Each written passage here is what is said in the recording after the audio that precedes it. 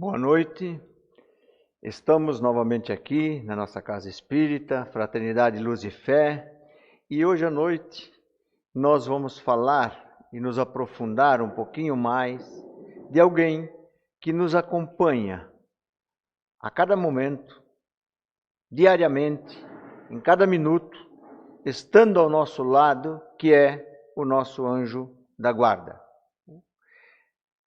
E assim nós queremos então pedir ao nosso anjo da guarda, inicialmente, que ele esteja conosco nesta noite, que ele esteja ao nosso lado, para nos orientar, iluminar e que também nós possamos agradecer a todos os momentos, em todos os momentos que ele nos acompanhou até aqui na fase da nossa encarnação.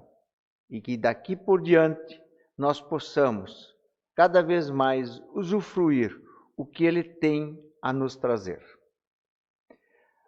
Os anjos da guarda, os anjos guardiões, a gente pode ver pela nossa figura que eles nos acompanham desde a nossa infância, na nossa adolescência, na nossa juventude, na nossa fase adulta, não esquecem da gente na nossa fase, na nossa velhice e também nos acompanham muitas e muitas vezes após o nosso desencarne.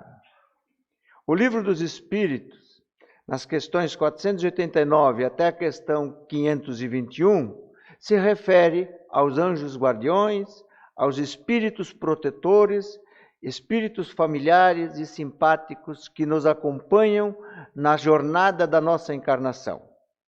E com base no Evangelho segundo o Espiritismo, com base no Livro dos Espíritos, na palestra do Rossandro Klinger, Em Busca de Si Mesmo, na palestra de Cosme Massi, Anjos Guardiões, é que nesta noite nós vamos aprofundar este tema.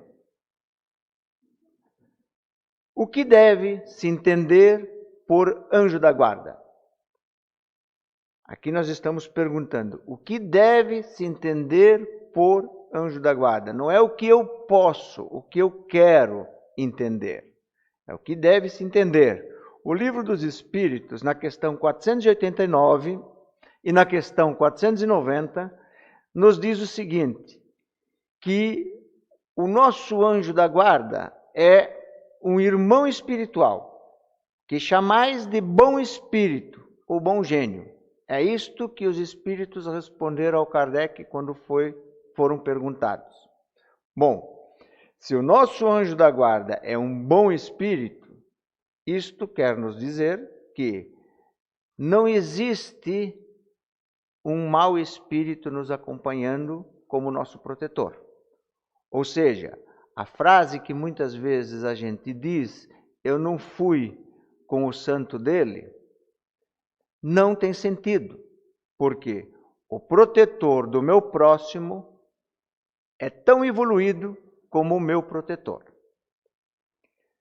Seguindo um pouquinho adiante, na questão 490, Kardec pergunta aos espíritos sobre o anjo da guarda e os espíritos respondem que é um espírito protetor de ordem elevada.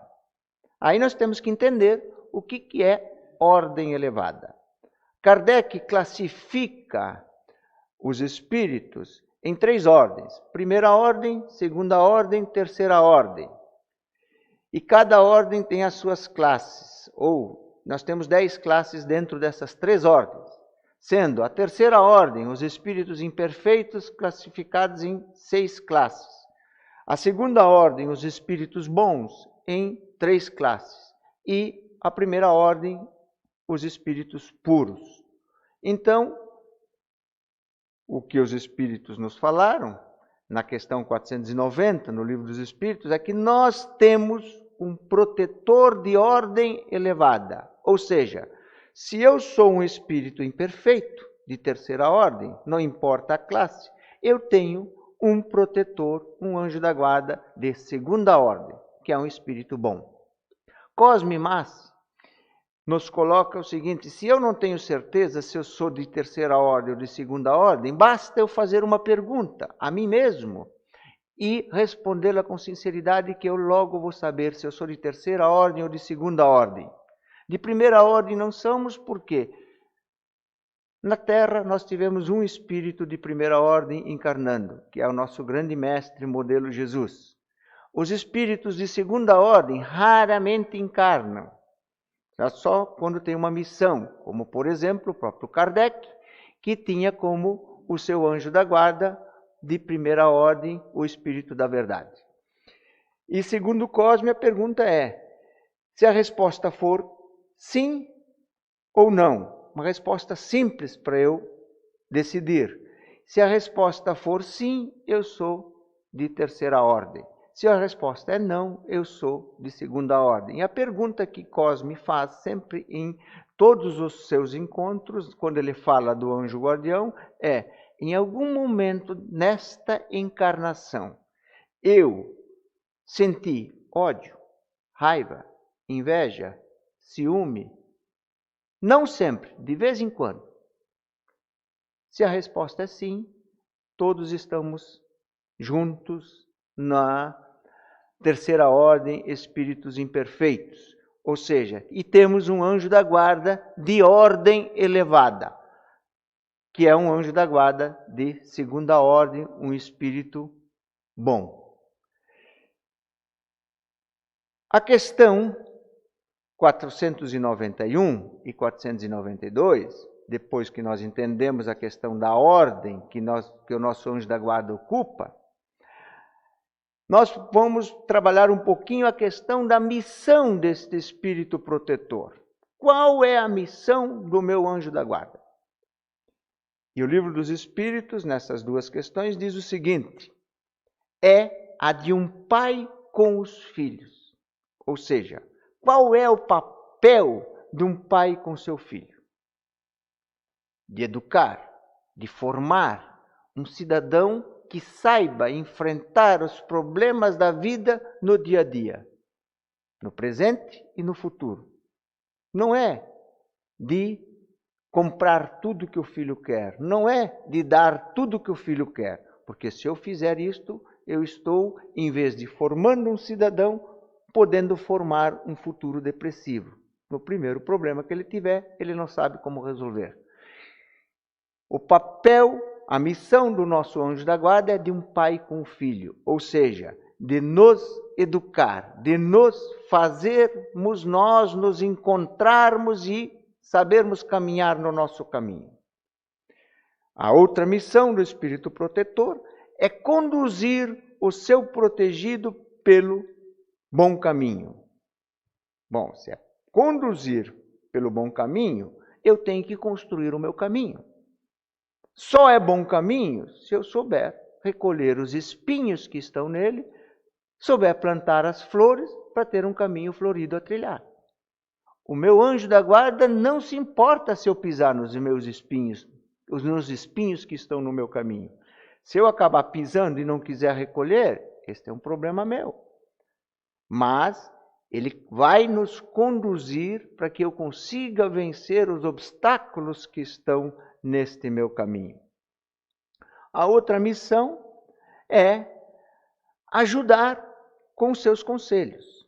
Saber orientar é diferente de concordar com. Nós muitas vezes queremos que o nosso anjo da guarda concorde com tudo que nós queremos. Não é este o papel dele. Ele tem o papel de nos orientar para que nós possamos caminhar com as próprias pernas. A questão da orientação, eu tenho que estar sensível a isto, eu tenho que querer. Se eu não quero, se eu não chamo o meu anjo da guarda, ele respeita a lei do livre-arbítrio e ele não vem me aconselhar. É eu que tenho que querer que ele venha me aconselhar. A outra missão é sustentar sua coragem nas provas da vida. Sustentar é ser o apoio. Não é ser a alavanca ou a força para mover a pedra. Eu tenho que querer, eu tenho que ser, o meu anjo da guarda vai ser o meu apoio. E eu tenho que querer fazer a força e ser alavanca para conseguir tirar o obstáculo. O espírito protetor é ligado ao indivíduo desde o nascimento até a morte. E frequentemente ele segue depois do nosso desencarne na vida espiritual e mesmo através de numerosas existências corpóreas, porque essas existências não são nada mais do que fases muito curtas na nossa vida ou na vida do espírito. Entendido a missão do nosso grande protetor que nós temos, que nos acompanha 24 horas, cada minuto, cada segundo e mais, ele está conectado conosco o tempo todo, eu tenho que me perguntar, eu devo chamar o meu anjo da guarda? Ou ele vem sozinho me ajudar? O Evangelho segundo o Espiritismo, no capítulo 28, item 11, lá nos diz o seguinte: todos temos um bom espírito ligado a nós. O nome pouco importa. O nosso anjo da guarda não quer ser batizado. O nosso anjo da guarda quer que eu reconheço ele e que eu atendo ele nos conselhos que ele vem me dar. O nome pouco importa porque muitos de nós encarnados nas vidas anteriores já tivemos vários nomes. Não importa, o espírito, quando ele passou da fase de espírito inferior para o espírito bom, ele não se liga mais para o nome que ele utilizou na encarnação na Terra. Além do anjo guardião, diz lá o Evangelho segundo o Espiritismo, temos os espíritos familiares que nos acompanham. Deus nos deu um guia principal de ordem superior a nós, nosso anjo guardião, nos deu os guias secundários nos espíritos protetores e familiares. Para quê? Com qual objetivo? É claro que é para nós invocar eles, para eles virem ao nosso encontro e nos auxiliar. Pedir para o meu anjo da guarda me iluminar, me orientar, me auxiliar, para que eu consiga vencer os meus desafios, para que eu consiga analisar cada situação e tomar a decisão correta no meu dia a dia perante os obstáculos que eu tenho. Devo pedir a ajuda para que eu consiga realizar o que é de minha responsabilidade, para que eu consiga fazer o que é de competência minha nesta encarnação. Aí sim, quando eu realizo o que é de competência minha, a espiritualidade faz a sua parte. Sendo Deus justo e bom, Ele ajuda a todos. Mas no universo existe uma regra.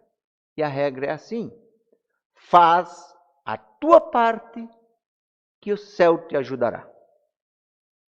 Muitas vezes nós lemos, nós interpretamos este ensinamento um pouquinho diferente. Quer ver? A gente interpreta que o céu vai me ajudar a eu fazer a minha parte. É um equívoco e frustrante para nós. É uma frustração muito grande a gente achar que alguém vai fazer o que nós temos por contrato assumido a fazer na nossa encarnação. Vamos analisar uma história muito conhecida já por nós. A história de Lázaro. Lázaro, a família de Lázaro, era amiga de Jesus. E quando aconteceu o episódio de Lázaro, que morreu, conforme o entendimento da família, eles foram chamar Jesus. Jesus estava distante e demorou mais de 3 dias para chegar até a família de Lázaro. E nesse meio tempo, já tinham enfaixado, porque na época não tinha caixão, era todo mundo enfaixado e colocado no túmulo, que era um túmulo feito na pedra. E lá estava o público, quando ficaram sabendo que Jesus vinha para ver Lázaro, o público se reuniu. Então imagine nós, quem é que se reuniu? Os curiosos, os que estavam acreditando, os que queriam ver se realmente Jesus tinha poder. Não é diferente hoje em dia. Se fosse hoje em dia, talvez já teria gente fazendo bolão, apostando se Jesus vai levantar Lázaro ou não vai levantar. Na época também tinha os descrentes. Jesus chega, cumprimenta a família e diz o seguinte: retirem a pedra. Chama Lázaro. Lázaro, venha, saia. Diz para a família, desatem os nós, tirem as faixas. E diz por Lázaro, siga em paz. Analisando esta história, nós temos que nos fazer 3 perguntas.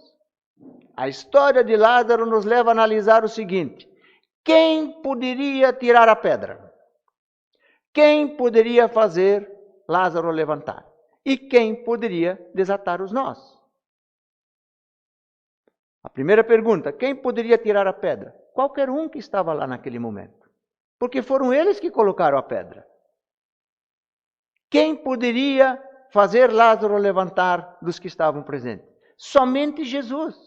Porque se tivesse alguém que poderia fazer isto, teria feito antes de Jesus chegar para ficar famoso que nem Jesus. Então, naquele momento, só Jesus poderia fazer isto, fazer Lázaro sair do túmulo. Quem poderia desatar os nós? Qualquer um dos presentes, foram eles que enfaixaram. Ou seja, aonde nós podemos e devemos nos mover, a espiritualidade não se move. É só fazendo a sua parte que o céu te ajudará.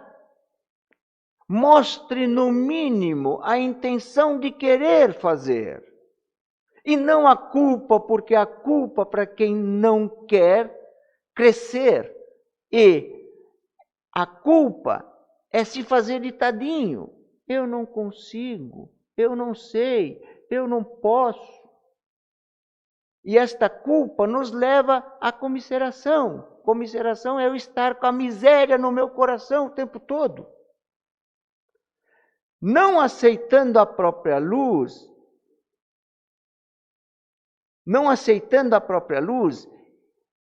é aceitar, é não querer brilhar para os demais, é não querer tomar a frente na vida. A partir do momento que eu faço brilhar a minha luz, eu tomo a dianteira. Eu resolvo o que é de minha competência. As pessoas gostam e querem se sentir inferiores. Porque inferiores, elas são vítimas. E os outros sentem pena. Enxergar a própria luz é tomar a dianteira para iluminar e fazer. É ser igual a Zaqueu. Zaqueu foi chutado no meio do público. Levou cotovelada e não foi para casa choramingar. Ele correu na frente e subiu na árvore porque ele estava decidido que ele queria ver Jesus. Tomar a dianteira para iluminar é saber ser um pai ou uma mãe dentro e fora de casa. Dentro e fora de casa. Eu como pai, eu como mãe, eu tenho que saber ser o exemplo, não só para o meu filho, mas também para a comunidade, para os que me rodeiam. É saber estender o meu ombro para o meu próximo poder chorar. Muitas e muitas vezes eu tenho que saber ouvir as lamentações do meu próximo, mesmo que os meus problemas sejam maiores, mas o problema dele para ele é tão grande que se ninguém o ouça, ninguém consegue ouvir, ele fica no desespero. E eu tenho um papel importante neste momento. É saber estender a mão amiga para ajudar o próximo, quando ele necessita. Tomar a dianteira para iluminar é saber organizar o seu próprio dia para entender as necessidades do seu corpo e buscar o alimento necessário para elevar o seu espírito. Ou seja, é fazer e conduzir sua família, o seu eu, na conexão com Deus diariamente, no meio em que vive, através da utilização da prece. Porque a prece não é algo místico, é sim algo bem natural, material. A prece é deslocamento de fluidos. E nós precisamos aprender a aumentar a nossa fé, a nossa vibração, treinar nossos pensamentos. Treinar nossos pensamentos, nós temos, em média, 42 pensamentos por minuto. Ou seja, 2.400 pensamentos por hora. De 60 a 63 mil pensamentos em 24 horas por dia. Quantos destes pensamentos eu utilizo para aumentar a minha vibração? Fazendo um pensamento positivo.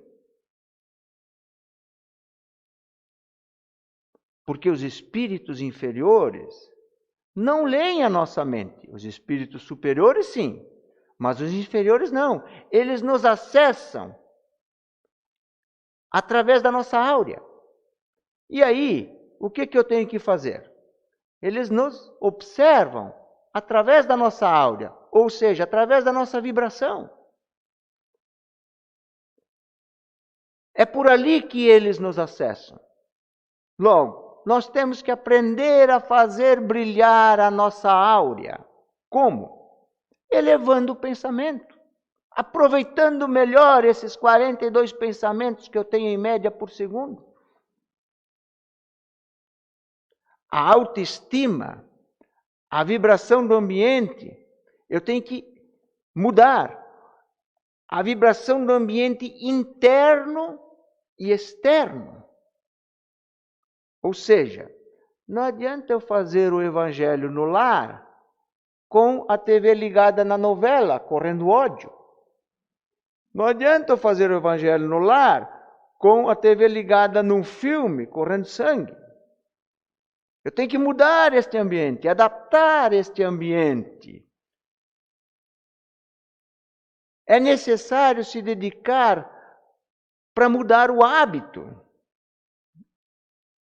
para mudar as atitudes, inclusive as companhias, se for necessário. É fazer o otimismo prevalecer ao pessimismo. Porque o comentário deprimente, diz André Luiz, o comentário deprimente é pasto da obsessão. É o pastinho verde da obsessão, é alimento, é fartura para a obsessão. André Luiz diz mais, a nota da esperança é a porta da paz. A partir do momento que eu alimento a esperança, eu encontro cada vez mais paz. O melhor investimento, diz André Luiz, que eu posso fazer é servir. Isto ele fala no livro Busca e Acharás, psicografado por Chico Xavier. É buscar Jesus nos seus discursos e não nos seus milagres. Isto é, buscar o raciocínio lógico, o conhecimento na busca para a minha evolução.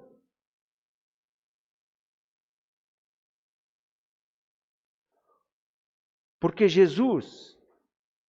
com Jesus, tudo é diferente. Tudo é diferente. Eu até posso dizer para ele, eu não valo nada. Sou um errante contumaz. Não consigo vencer meus vícios e defeitos. eu sou depressivo, triste, desanimado. Posso dizer tudo isto para Jesus. E Jesus olha para você e diz, olha para nós e diz, mas eu gosto de você. Você é capaz. Eu confio em você. Venha trabalhar comigo no caminho do bem. Venha se transformar buscando a verdade que está nos meus discursos. Venha fazer valer a pena o que você ganhou de mais precioso do nosso Criador, que é a vida eterna. Um grande amigo protetor, que é o teu anjo da guarda. Saiba chamá-lo, invocá-lo, para ele te ajudar nas tuas dificuldades. Retire um tempinho por dia para se dedicar a ele. Porque ele vai te ajudar a orientar, a construir o teu caminho florido, a tua vida futura, com muita alegria, com muita felicidade, com muito amor. Basta você querer, basta nós querermos. Vamos começar hoje mesmo a conversar com Deus, com o nosso anjo da guarda. O Antigo Testamento já nos dizia, um dia por semana dedicado ao Deus, ou seja, ao Criador. Isto quer dizer que eu tenho que ter um tempo na minha vida para me dedicar ao meu Criador. E se eu transformar este dia dividido em 7 dias da semana, eu tenho 3h30 por dia para me dedicar ao meu Deus. Quanto tempo eu dedico? Quantos pensamentos eu vibro positivamente? Eu utilizo no meu dia a dia? Quantas vezes eu chamo, penso no meu anjo da guarda, convido ele para estar ao meu lado, para me auxiliar?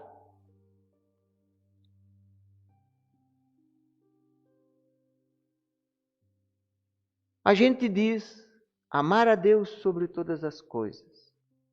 Quem a gente ama, a gente não fica só pedindo. Quem a gente ama, a gente se dedica. Quem a gente ama, a gente faz. José Carlos de Luca diz que Deus é a fonte inesgotável de energia. E ela está à disposição de nós gratuitamente. E se Deus é a fonte inesgotável de energia, qual é o tempo durante o meu dia que eu dedico a Deus para buscar esta energia para me auxiliar? Mudando de hábito, mudando de costume, mudando o meu pensamento, trabalhando melhor a minha vontade, usando o meu anjo da guarda, os espíritos protetores e familiares que estão lá vibrando, querendo que para nós conseguirmos realizar o contrato que nós assinamos ao encarnarmos, eles estão todos do nosso lado. Basta nós os convidarmos e querermos estar em sintonia com eles. E isto se faz mudando o meu pensamento. Isto se faz elevando a minha vibração. Isto se faz eu querendo, eu tendo vontade, eu fazendo prevalecer o otimismo e não o pessimismo. E aí, olhando para Jesus, ele vai dizer: eu gosto de você. Eu quero você. Você é capaz. Eu confio em você. Você vai conseguir. Que cada um de nós possa e consiga invocar o seu anjo da guarda como primeiro passo no dia a dia e dedicar um tempinho ao nosso grande Criador, que é a fonte inesgotável de energia, para podermos, sim, melhorar a nossa qualidade de vida e buscar o alimento espiritual que todos nós precisamos. Que assim seja.